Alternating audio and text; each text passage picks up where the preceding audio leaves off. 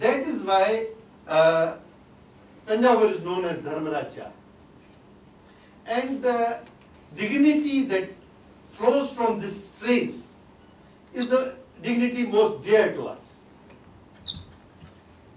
And I request you, whatever else you do with this state, please ensure that the Satrams keep working, that they are not deprived of either the land or whatever is necessary. This is 1801. This is not far off time.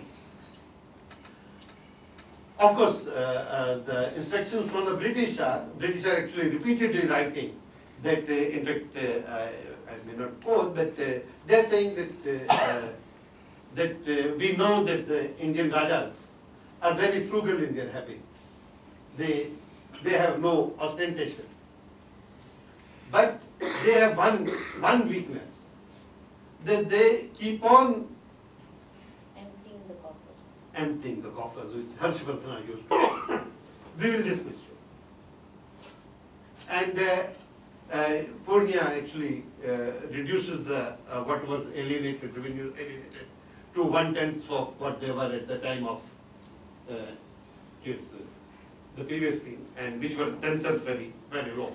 So, and by 1920, by I think 1828, the British are writing, now the things are good. Now, this habit of this useless charity amongst the elite of India is going down, and that based on charity to useless beggars, they now spend on ostentatious entertainment of the Europeans. And this is being written by a very high journal with great admiration and approval. It happens. This is what happens to India, that we, around the mid-19th century, forget this discipline, this great discipline. On the other hand, we also forget the art of growing from the land, the possibility of growing from the land. No, it's not the art, it is the structure. The structures which ensure that enough is grown on the land are broken. And then we say that this charity is bad. Keshav Chandra Das, I think in his first, today Keshav Chandra was mentioned, in the first edition of Sulabh Samachar, he writes that giving alms to beggars is wrong. Any one of them that's creating a disturbance?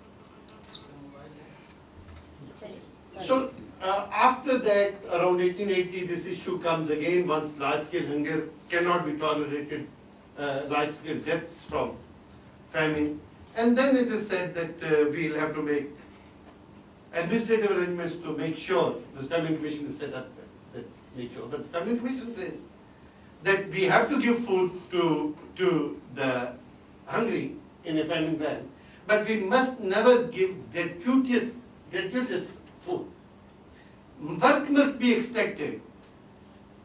Food for work. Equivalent to the food that we give, and goes into such detail that those who are too sick to be able to work, we can give food to them after obtaining a report from a health inspector.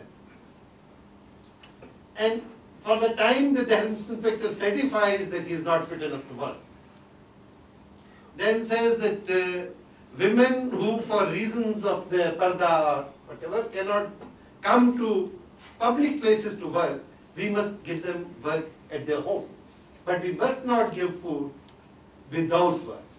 So that's it. What was earlier, that everybody must be fed and we must not eat before we have ensured that others have been fed, comes to this, where we are saying that if people can make economic payment for what they eat, they will eat. And if they are not good enough economic animals, they will not eat. And I think they've taken that to heart. They've taken that to heart. We don't know how to create an economy where everybody has useful work. And we have at the same time have decided that those who do not have work will not eat. So there's no way we are going to increase either our food production or ensure that with this kind of thinking, neither food production can be increased, nor widespread distribution of food is possible.